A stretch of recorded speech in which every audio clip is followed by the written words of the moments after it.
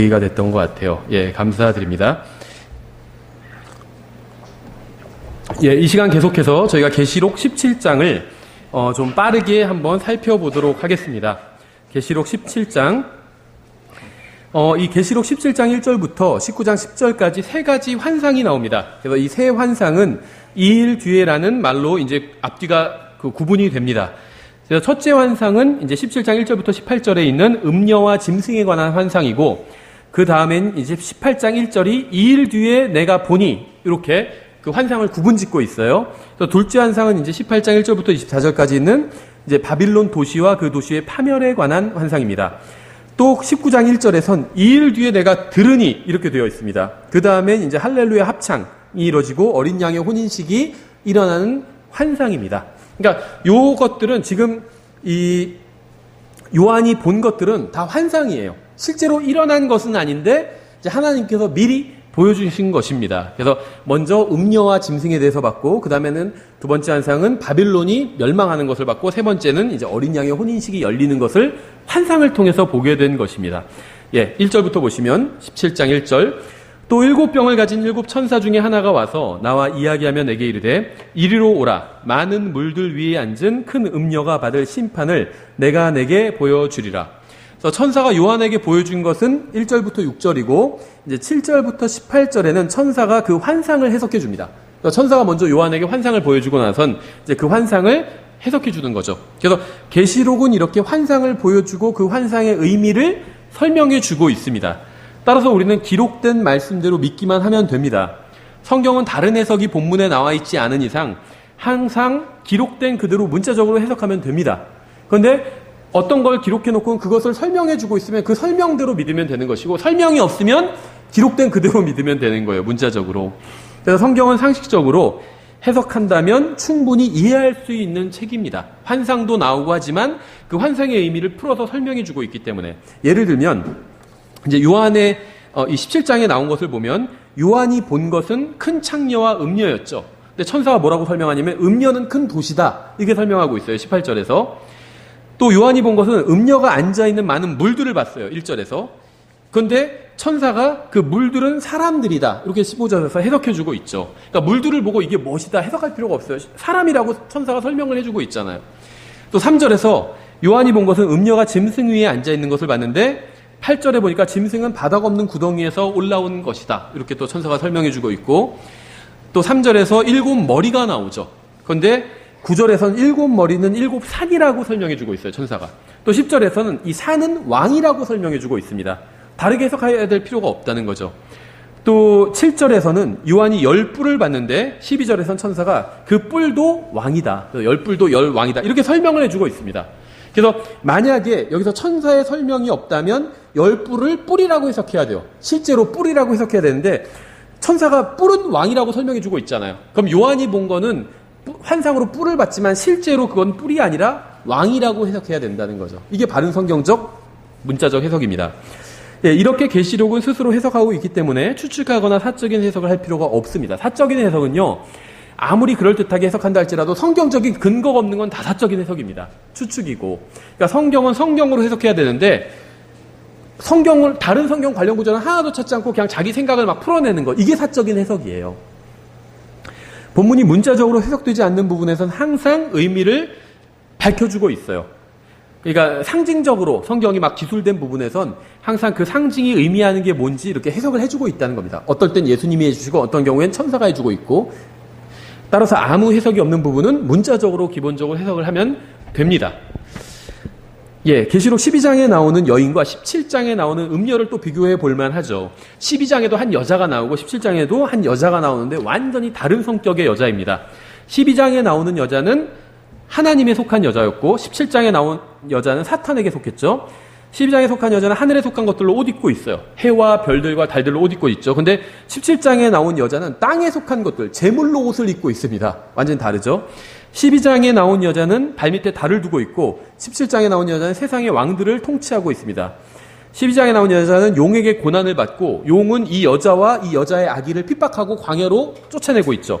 근데 17장에 나온 여자는 그 음녀를 섬기던, 이 여자를 섬기던 10왕이 나중에 배반을 해서 이 음녀를 핍박하게 됩니다. 12장에 나오는 여자는 세상의 권력으로부터 미움을 받는데 17장에 나오는 여자는 세상의 권력으로부터 사랑을 받고 있어요. 섬김을 받고 있죠. 열 왕이 섬긴다고 하고 있죠. 12장에 나오는 여자는 고귀한 남자아이를 낳게 됩니다. 그러니까 철장으로 통치할 남자아이를 낳죠. 근데 17장에 나온 여자는 부도덕한 여자의 행실이 이 여자로부터 나오죠. 12장에 나오는 여자는 하나님의 도움을 받게 되고 17장에 나오는 여자는 용의 도움을 받습니다. 12장에 나오는 여자는 머리에 12별로 된 왕관을 쓰고 있고 17장에 나오는 여자는 신성 모독하는 왕관을 쓰고 있어요. 12장에 나오는 여자는 천년왕국으로 들어가고 17장에 나오는 여자는 멸망으로 들어가게 됩니다. 그래서 서로 다른 완전히 두 여인이 등장을 하죠. 예, 큰 음녀라고 하고 있는데 구약 성경은 이스라엘을 여호와 하나님께 신실해야 되는 아내로 소개하고 있습니다. 그러니까 하나님과 아주 친밀한 관계다. 어느 정도 친밀하냐? 남편과 아내의 관계만큼 친밀하다. 이렇게 설명하고 있는 거죠. 그래서 여호와 하나님이 남편이고 이제 이스라엘이 아내다. 이렇게 설명하고 있어요. 근데 이스라엘이 우상 숭배를 하거나 다른 신을 섬기는 것을 음행과 간음과 창녀짓 이렇게 부르고 있습니다. 그래서 신실하던 도시가 어찌 창녀가 되었는가? 예루살렘에 대해서 이사야서 1장에서 이렇게 말씀하고 있죠. 그래서 예루살렘이 우상 숭배로 가득하게 되자 주님께서는 이스라엘을 창녀라고 부르고 계신 것이죠. 에스겔서도 같은 내용이 나옵니다. 에스겔, 예레미야 다 같은 내용이 나와요. 예를 들면 에스겔서 16장 28절에서 내가 만족하지 아니하였으므로 이제 이스라엘에게 하시는 말씀이에요. 아시리아 사람들과도 음녀짓을 행하였도다. 그러니까 아시리아 사람들의 신을 섬겼다는 거죠. 영적인 말씀이에요, 다 이게. 참으로 내가 그들과 창녀짓을 행하였으나 만족하지 못하였고 또 가나안 땅에서 내 음행을 크게 늘려 그러니까 우상숭배를 더 많이 했다는 거예요. 갈대아에까지 이르게 하였으나 그것으로도 만족하지 못하였느니라. 예레미야 역시 같은 것을 증언합니다. 3장 6절에서 요시야 왕 시대에 주께서 또 내게 이르시되 타락한 이스라엘이 행한 것을 내가 보았느냐. 그녀가 모든 높은 산에 오르며 대부분 우상숭배는 다 산에서 주로 하거든요. 기도원, 수도원 다 죄다 산에 있죠. 모든 푸른 나무 아래로 가서 거기서 창녀짓을 행하였도다. 우상들 옆에는요 다 푸른 게 있어요. 그래서 법당 안에 있는 이제 그 불상에는 푸른 게 없지만 야외에 있는 불상에는 옆에 다 나무로 다 조경이 돼 있어요. 마리아상도 마찬가지죠. 다 옆에 나무로 조경이 되어 있습니다. 딱 예레미야 3장 6절의 말씀이죠. 구약 시대에는 하나님과 특별한 관계를 맺은 이방 민족이 없었습니다. 그러니까 하나님이 결혼한 유일한 민족이 이스라엘이었어요. 그래서 이스라엘의 유일한 동반자는 하나님이었습니다. 나쁜 얘기가 아니에요. 하나님께 구속됐다. 무슨 이스라엘이 억지로 하나님을 섬겨야 된다. 이런 게 아니라 참된 동반자를 만난 거예요. 하나님이라는. 그런데 그 자신의 참된 동반자를 버리고 다른 데 가서 우상을 숭배하고 있었던 거죠. 그래서 창녀짓이라는 표현은 다른 민족이 우상 숭배를 할 때는 사용되지 않고 있어요. 그러니까 모든 우상 숭배가 다 창녀짓이 아니라 이스라엘이 한 짓이 창녀짓이라는 거예요. 하나님이 동반자인데 하나님을 버리고 하나님은 이스라엘 외에 그 어떤 민족과도 특별한 관계를 맺으신 적이 없거든요. 이제 나중에 신약시대가 열려서 교회라는 한 민족과 특별한 관계를 맺으셨지만 그 전에 구약시대에는 이스라엘 외에 어느 민족과도 특별한 관계를 맺지 않으셨다는 거죠. 그래서 유독 이스라엘의 우상숭배에 대해서만 창녀짓이라고 이렇게 말씀하고 있어요. 다른 이교도들의 우상숭배에 대해서는 창녀짓이다 이런 표현, 그냥 가증한 짓이라고 하지 창녀짓이라고 표현하고 있진 않다는 거죠.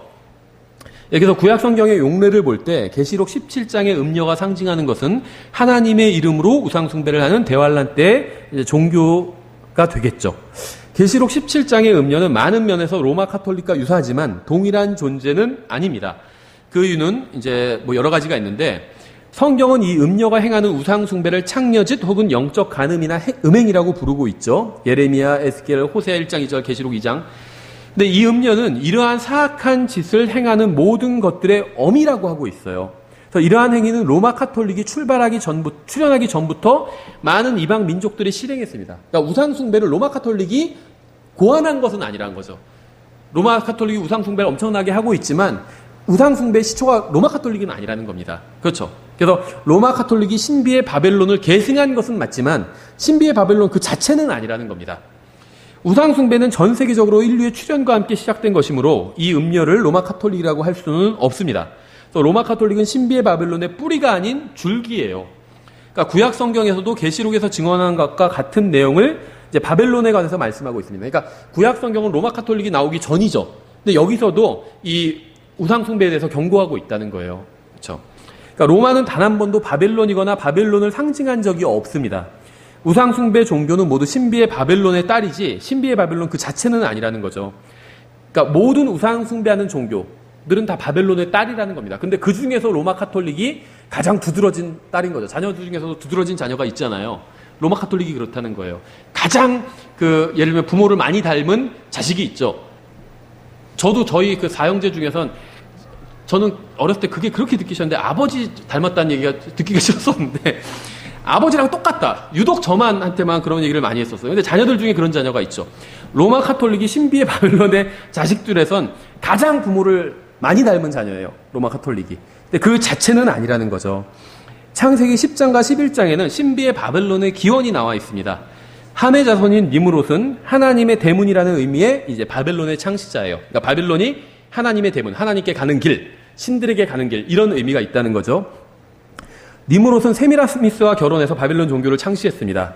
그는 홍수 이후에 흩어지려는 사람들을 설득해서 또 결속해서 하나님께 대항하려고 했고, 그러기 위해서 도시를 만들고 왕국을 만들었습니다. 창세기 10장에 보시면 8절부터 11절까지 보시면 이 신할 땅에 있는 바벨에 이 니므롯이 왕국을 만들었다, 이렇게 나와 있어요. 갑자기 니므롯이 죽게 되고 세미라미스는 니므롯이 창세기 3장 15절에서 약속된 여자의 씨라고 주장을 하게 됩니다. 근데 이 여자의 씨란 말이 이제 다른 말로 하면 조로아스터예요. 그래서 이제 여기서 조로아스터교가 생기게 됩니다. 그래서 이 세미라미스가 자기 남편인 니므롯은 자발적으로 희생적인 죽음으로 죽었다, 이렇게 이제 광고를 하게 되고, 이 세미라미스는 자신의 아들인 탐무즈가 니므롯의 환생이라고 주장해서 어머니와 아들을 숭배하는 종교가 만들어졌고, 이렇게 해서 니므롯과 세미라미스와 탐무즈를 섬기는 바벨론 종교가 이제 완성이 됩니다. 그래서 이후에 바벨론 종교의 주신은 세미라미스가 되고, 이제 뭐 아프로디테, 비너스, 다이아나, 하늘의 여왕, 마리아, 이런 이름으로 불리면서 세계 각지에서 숭배받기에 이릅니다.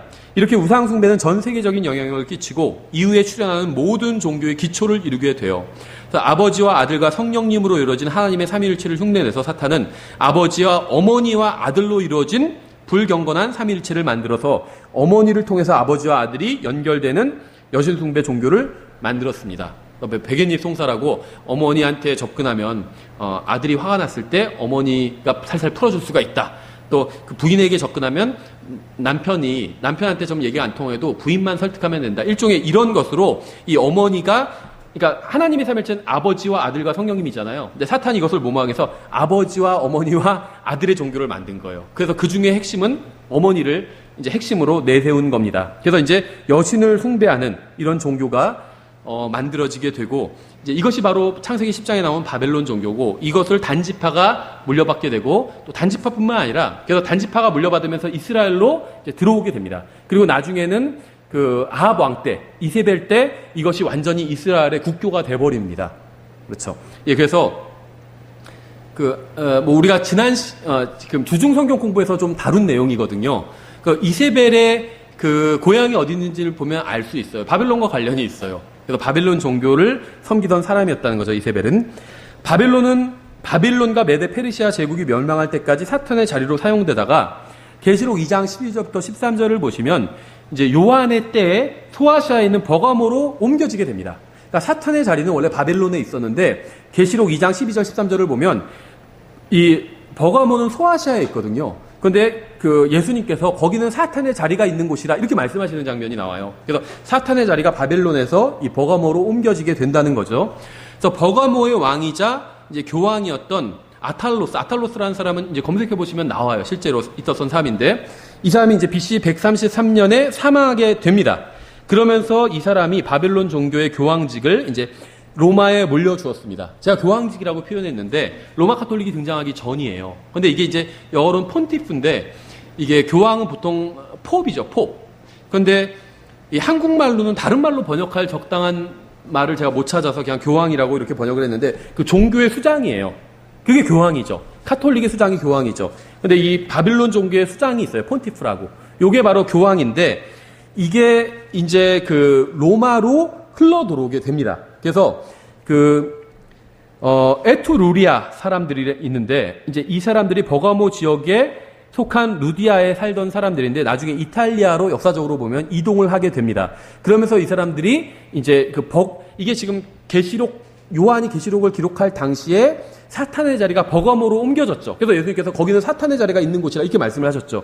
그래서 이 버가모가 바빌론 종교를 이제 계승하게 되는데 사탄이 자리를 옮기게 돼요. 버가모로 바빌론에서 계승하게 되는데 이 지역에 있는 사람들이 나중에 이제 로마로 이주를 하게 됩니다.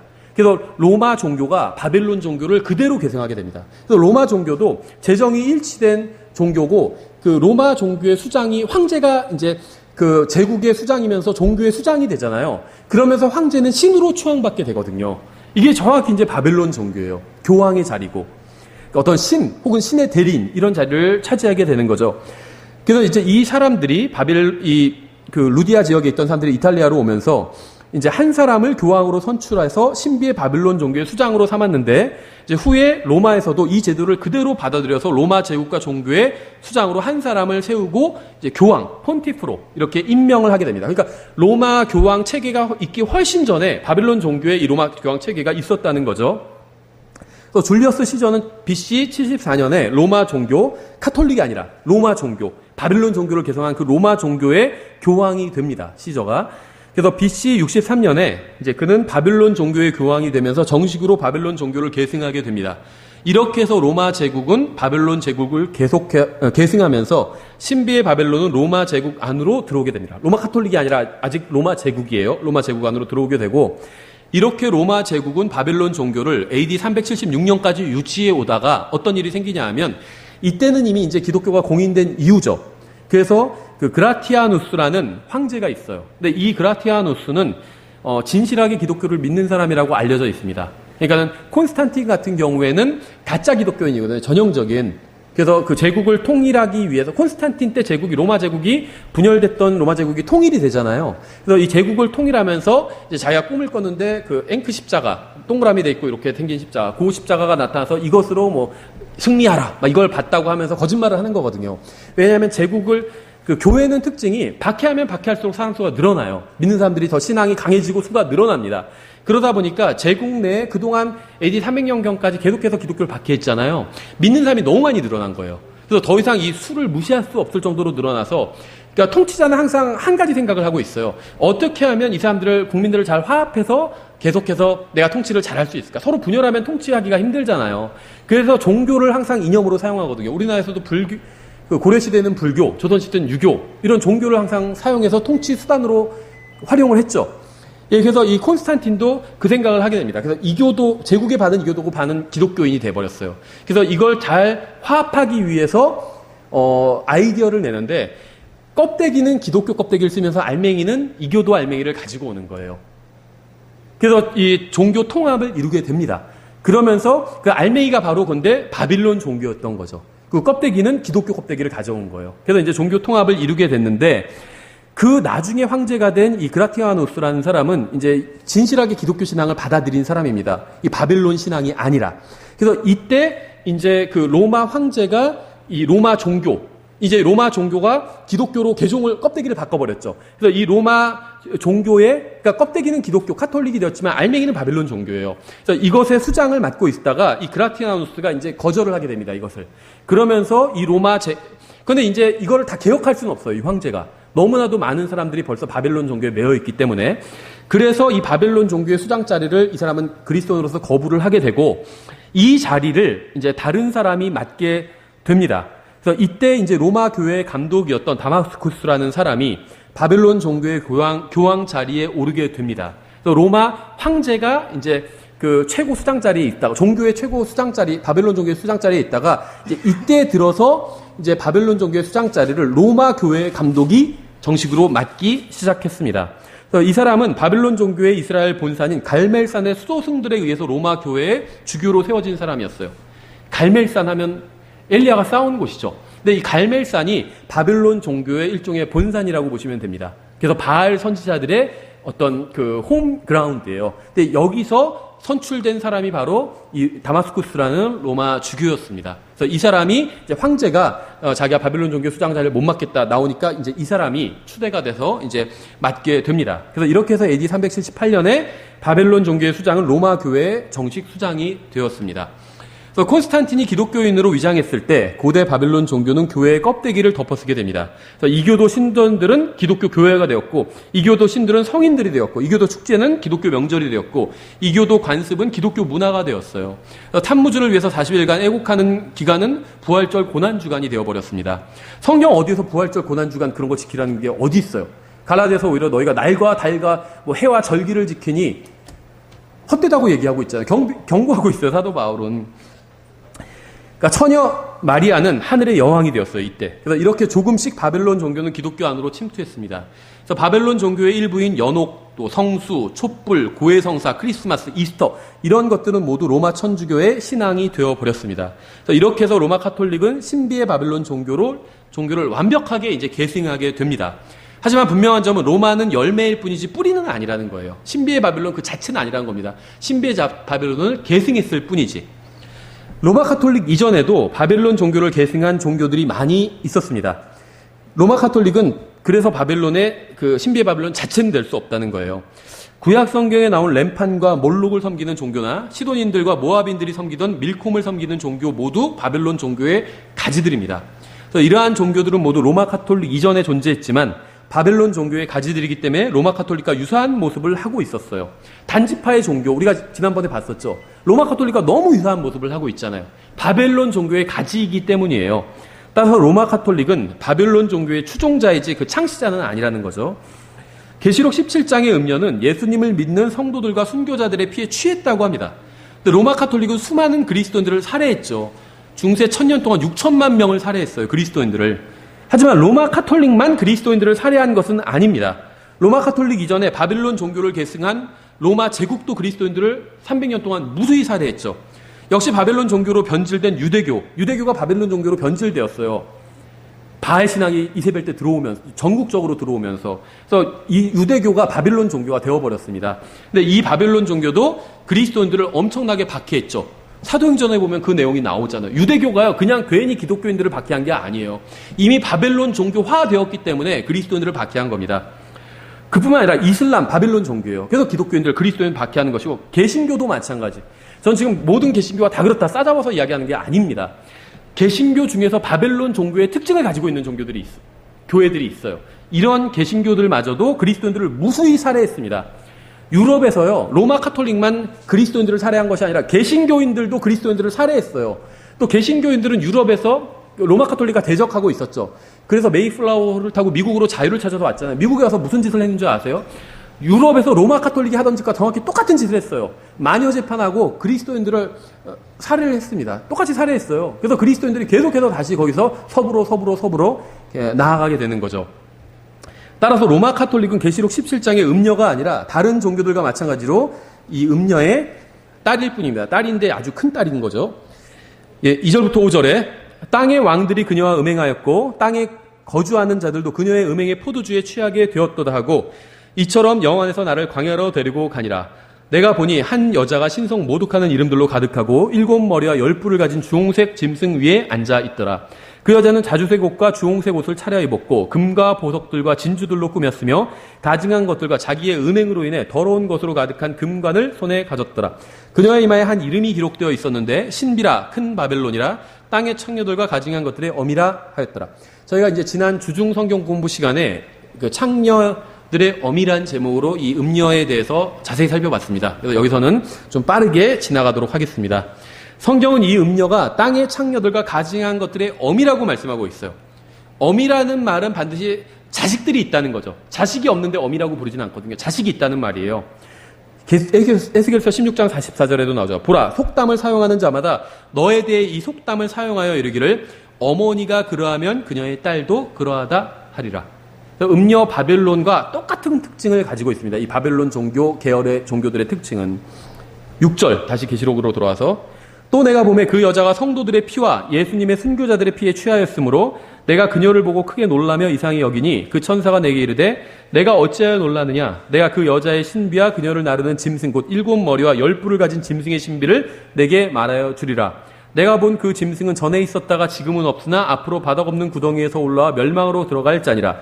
땅에 거하는 자들로서 세상의 창건 이후로 이름이 생명책에 기록되지 않은 자들이 전에 있었다가 지금은 없으나 여전히 있는 그 짐승을 보고 놀라리라. 여기서 짐승의 역사가 이제 요약되어 나오죠. 이 짐승은 대환란이 시작되는 때 등장을 했습니다. 하지만 환란 중간에 이르러서야 이제 전 세계를 통제할 권능을 용으로부터 받게 되죠. 이 짐승은 적그리스도죠. 그래서 이 짐승인 적그리스도는 바닥 없는 구덩이에서 나와서 멸망으로 들어가게 될 것입니다.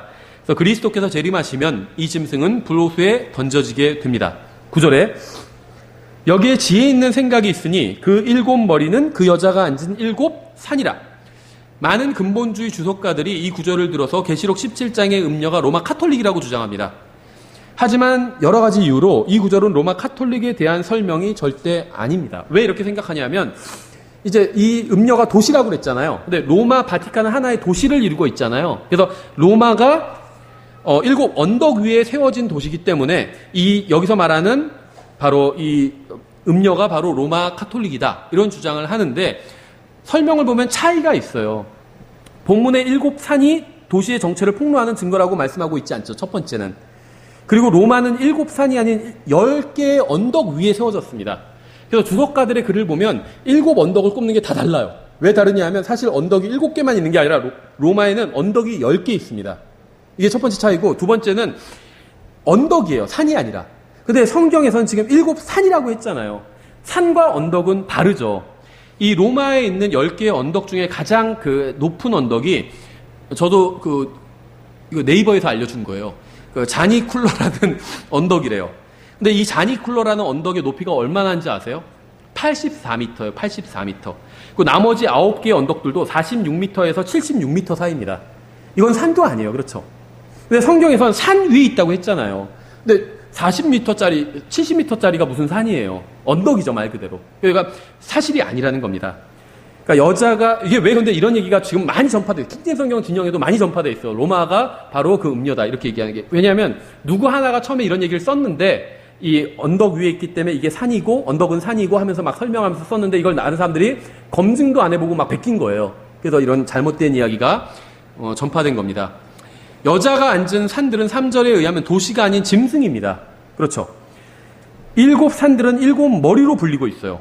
7머리 중 하나가 치명적인 상처를 입었다가 나은 적그리스도라면 이것은 이탈리아에 있는 언덕이 될 수가 없다는 거죠. 음녀가 많은 물들 위에 앉아있는 것이 비유적인 표현이라면 이 물들은 사람이잖아요. 그렇죠. 그러니까 비유적인 표현이죠. 음녀가 물들 위에 앉아있다. 음녀는 바빌론 종교죠. 근데 물들은 사람이라고 그랬잖아요. 이게 비유적인 표현이라면 7산 위에 앉은 것도 문자적이 아닌 비유적인 표현이라고 봐야 된다는 거죠. 근데 요것은 문자적으로 해석해서 7 언덕 위에 있는 도시를 막 사람들이 찾아 헤매고 있다는 거죠. 그건 잘못된 겁니다. 성경의 예언에서 산들은 왕국들과 관련이 있어요. 시편 30편이나 예레미야서 51편 1장이나 다니엘서 2장을 보면 이 산이 왕국과 관련이 있는 구절들이 나옵니다.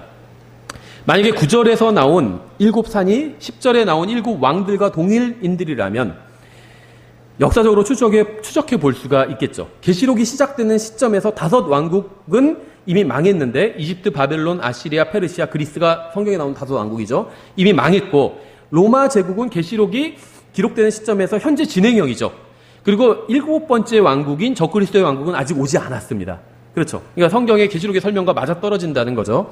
그러니까 성경을 성경으로 비교해 보면 계시록 17장의 음녀는 바빌론 종교와 바빌론 종교 플러스 이제 어떤 경제 체제라고 보는 게 맞고, 또 짐승들은 음녀의 영향 아래서 세상 권력을 이제 통제하고 있는 것으로 보입니다. 10절, 또 7 왕이 있는데 5은 망하였고 하나는 있으며 다른 하나는 아직 오직 아니하였을 때 그가 오면 반드시 잠시 동안 머물리라. 이렇게 말씀하고 있죠. 그래서 제가 앞에서 열거한 이 왕국들, 왕과 정확히 일치하죠. 5은 망했어요. 하나는 진행형이고 7번째 마지막 것은 아직 오지 않았습니다. 그러니까 이건 계시록의 관점에서 그렇다는 거예요. AD 96년의 관점에서 그렇다는 겁니다. 짐승은 7머리를 가지고 있지만 한 번에 7머리를 가지고 있는 것으로 보이지는 않습니다. 짐승은 한 번에 하나의 머리만 가지고 있는데 이게 차례대로 머리들이 7개가 이렇게 바뀌는 거라고 보면 됩니다. 그래서 본문에서는 환상의 해석을 위해서 7머리로 묘사하고 있을 뿐 실제로는 한 번에 7머리를 가지고 있는 것이 아니라 한 번에 머리 하나씩 총 7개의 머리를 가지고 있는 거예요. 7머리는 7 왕으로 하나씩 연이어서 등장합니다. 7머리, 즉 7 왕 중 5은 요한의 시대에 이미 멸망했고 요한이 계시록을 기록할 때인 하나는 이미 존재하고 있고 7번째 왕은 아직 나오지 않은 것이죠. 그래서 12장 3절에 의하면 7개의 머리는 역사적인 왕국들입니다. 그래서 이들은 사탄의 대리인들로서 하나님의 백성인 이스라엘과 대적했습니다. 첫 번째 왕국은 이집트죠. 또 그 대리인은 파라오였어요. 그래서 히브리인들을 멸망시키려고 했죠. 두 번째 왕국은 아시리아고 대리인은 사네드립이었습니다. 히브리인들을 멸망시키기 위해서 군대를 동원했죠. 세 번째는 바벨론 왕국이고 그 대리인은 느부갓네살이었어요. 이스라엘의 고귀한 자들을 죽였고 모든 사람들이 자기의 형상에게 경배하도록 하고 거부하면 죽이려고 했죠. 정확히 적그리스도가 하던 짓과 똑같다는 거예요. 네 번째 왕국은 메데페르시아인데 그 대리인은 아하수에로였죠. 이전에 유대인들을 죽이려는 칙령이 이제 선포된 기록이 있죠. 에스더서에 보면. 다섯 번째는 이제 그리스인데 이제 이것은 안티오쿠스 에피파네스입니다. 대리인이. 알렉산더는 이스라엘 침공 시 예루살렘은 무너뜨리지 않았는데 마카비 시대에는 모든 이스라엘 백성들이 그리스 신들에게 경배하도록 강요받고 경배하지 않으면 죽임을 당하게 됩니다. 그리고 이제 현재 진행형 이 계시록 시점에서는 바로 로마 제국이었죠. 대리인은 시저였습니다. 율법을 아는 자들은 예루살렘과 마사다에서 죽임을 당하게 됩니다. 이 시저 통치하에. 그래서 남은 사람들이 예수님의 말씀을 기억하고 탈출해서 이제 민족이 이제 보존이 됩니다. 그 이제 마지막 남은 7번째 왕국이 바로 적그리스도의 왕국이고 대리인은 적그리스도 자체가 되는 것이겠죠. 그래서 이렇게 7 왕국은 모두 신비의 바벨론과 관련이 있습니다. 이들은 모두 이스라엘을 멸망시킴으로 메시아가 세상에 오지 못하게 하려고 했습니다. 왜냐하면 이 마귀는 그 창세기 3장 15절에 대한 노유로제가 있어요. 그래서 여자의 씨가 오면 자기가 자기의 머리가 박살난다는 걸 알고 있습니다. 들어서. 그래서 여자의 씨는 근데 유대인의 자손으로 오잖아요. 그래서 유대인을 완전 진멸시키려고 했던 거예요. 자기의 대리인들을 통해서. 제가 방금 열거한 이런 왕들을 통해서. 그래서 이스라엘을 증오하는 다른 민족들은 왜 언급되지 않는지 궁금해하는 분들도 있을 텐데 그 이유는 이후에 이스라엘을 증오한 민족들은 모두 교회 시대에 등장했어요. 그렇죠? 게르만 민족도 유대인들을 멸망시키려고 했지만 교회 시대에 등장한 거잖아요. 그래서 교회 시대에는 예언의 직접적인 대상이 아닙니다. 교회 시대는. 그래서 사도행전 7장부터 교회의 휴거까지 이스라엘은 민족적으로 하나님의 관심 밖으로 밀려났습니다. 따라서 이 시기에 일어나는 일은 예언의 대상에서 제외가 됩니다. 그래서 성경에 나오는 제국들은 다 그 구약 시대에 나온 제국들만이 이 예언에 포함되는 왕국들이라는 거죠.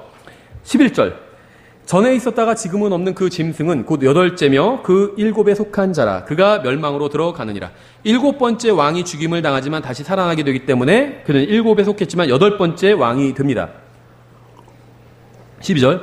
내가 본 10뿔은 10왕인데 그들이 아직 아무 왕국도 받지 못하였으나 그 짐승과 더불어 1시간 동안 왕으로서 권능을 받느니라. 이것은 이제 다니엘이 예언한 것과 일치합니다. 다니엘 7장에 보시면 7절, 20절, 24절에 이것과 같은 말씀이 있어요. 그래서 예언의 성취죠. 13절. 이들이 한 생각을 가지고 자기들의 권능과 힘을 그 짐승에게 주니라. 참 놀라워요. 이 적그리스도를 따르는 경건치 아니한 자들이 한 생각을 가지고 적그리스도를 섬기고 있습니다. 그렇다면 그리스도인들도 한 생각으로 그리스도를 섬겨야 되는 게 마땅하겠죠. 빌립보서 그 2장에 있죠. 그러므로 그리스도 안에서 무슨 안이나 사랑의 무슨 위로나 성령의 무슨 교제나 무슨 인정이나 긍휼이 있거든 너희는 같은 생각을 품고 같은 사랑을 가지며 한 마음과 한 생각이 되어 하나 같은 생각을 가지려. 뭘까요? 예수님의 생각이겠죠. 이것을 가지고 예수님을 섬기라는 거겠죠. 14절. 이들이 어린 양과 전쟁을 하려니와 어린 양께서 그들을 이기시리니 그분은 그 주들의 주시요 왕들의 왕이시며 또 그분과 함께 있는 자들은 부르심을 받고 선정된 신실한 자들이니라 하더라. 부르심을 받고 선정되었던 것, 택함 받았다는 건 주님께서 하신 건데 신실하다는 건 이제 사람들이 할 일인 거죠. 하나님께서 하실 일은 다 했습니다. 이제 남은 건 우리가 해야 될 일이 남아있는 거죠. 15절. 또 그가 내게 이르되 내가 본 물들 곧 음녀가 앉아있는 물들은 백성들과 무리들과 민족들과 언어들이니라. 내가 본 10뿔 곧 짐승 위에 있는 이것들이 그 음녀를 미워하여 황폐하게 하고 벌거벗게 하며 그녀의 살을 먹고 그녀를 불로 태우리라. 교회는 사랑의 동기로 예수님을 섬기지만 왕들은 물질적인 것을 추구하는 동기로 음녀를 섬깁니다. 그러다 더 이상 떨어질 떡고물이 없으면 바로 배반해버리죠. 사랑으로 맺어지지 않는 모든 관계는 이 음녀 왕들의 관계처럼 결국은 종말을 맞게 될 것입니다. 이제 마지막으로 17절, 18절. 하나님께서 자신의 뜻을 이루려는 것을 그들의 마음에 두사 동의하게 하시고 하나님의 말씀들이 이루어질 때까지 그들의 왕국을 그 짐승에게 주게 하셨느니라.